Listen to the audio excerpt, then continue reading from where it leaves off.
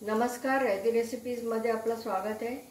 आज आपण सांडगे पारंपरिक पद्धतीने कसे बनवतात ते बघणार आहोत। याच्यासाठी कोहळं घेतले अर्धा किलो, एक छोटी पपई घेतली आहे, गाजर एक पाव घेतले, भेंडी एक पाव घेतली आहे, 3 टमाटे घेतले। यामध्ये आपल्या आवडीप्रमाणे आपण इतर भाज्या पण घालू शकतो। इथे मी टमाटे पण घेतलेले, ऑप्शनल आहे।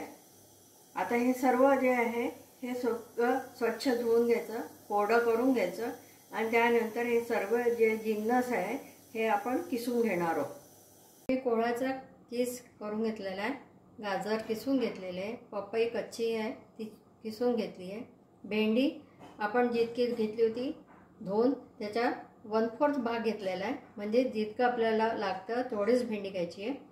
टमाटे चिरून घेतलेले असे मोठ्या मोठ्या फोडी करून घेतले आहे। आता सुके जिन्नसमध्ये तिखट घेतलं आहे, ते तीळ घेतले, मीठ घेतलं आहे, हिंगा घेतला आणि इथे हिरवी मिरची 3 मिरच्या घेतल्या त्या कापून घेतल्या। आपल्या चवीप्रमाणे आपण हे सगळं कमी जास्त करू शकतो।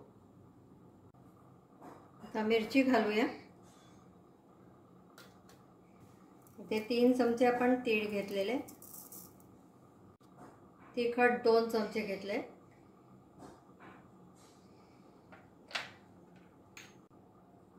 मीठ चवीप्रमाणे आपल्याला घ्यायचं आहे। इथे अर्धा चमचा हिंग घातला आहे मी। आता याला छान कालवून घ्यायचं आपल्याला।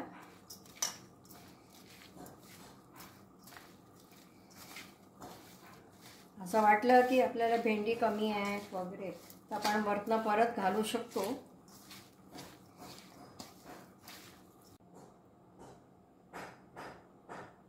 आता आपलं सांडग्याचं मिश्रण तयार झालंय। आता आपण सांडगे करूया।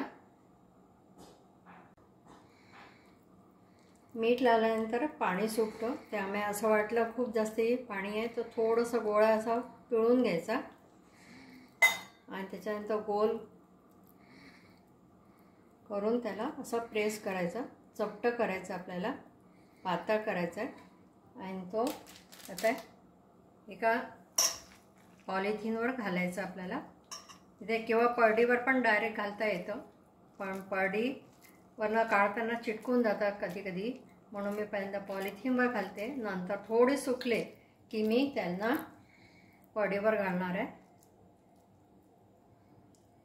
अशाच प्रकारे आपण बाकीचे पण सांडगे करून घेऊया। असे आपण हे सांडगे वाळवून घेतले, 4-5 दिवस वाळवून घेतले, छान कोरडे झाले पाहिजे, नाहीतर मग बुरशी लागते। हे वर्षभर टिकतात। एअरटाईट डब्यामध्ये ठेवलं तर हे वर्षभर सहज राहतात। आता हे सांडगे आपले तयार झालेले, आता याला आपण तळून घ्यायचं आहे। इथे मी तेल तापत ठेवलेलं आहे। तर मी मुद्दामून छोटी कढई घेतली आणि त्याच्यात कमी तेल टाकलेलं आहे, तेल म्हणजे वाया जात नाही। आता याच्यामध्ये एक एक करून आपण सांडगं तळून घेणार आहे, जितके हवे तितके तळायचे। मी फक्त आता इथे साधारण 2-3 तळून दाखवते। छान ब्राउनिश कलर आला इकडे पावा, हे लागलेच पटके दिशा होतात। खूप छान सुगंध येतो याचा आणि टेस्टला पण तितकेच चांगले आहे।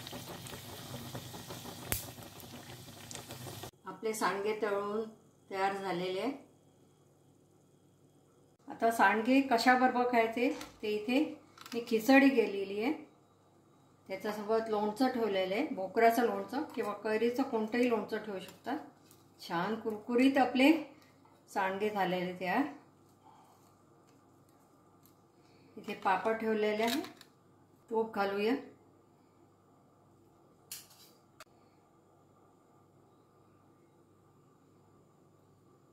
असे सांडगे तुम्ही खिचडी सोबत खाऊ शकता किंवा नुसते पण खायला चांगले लागतात।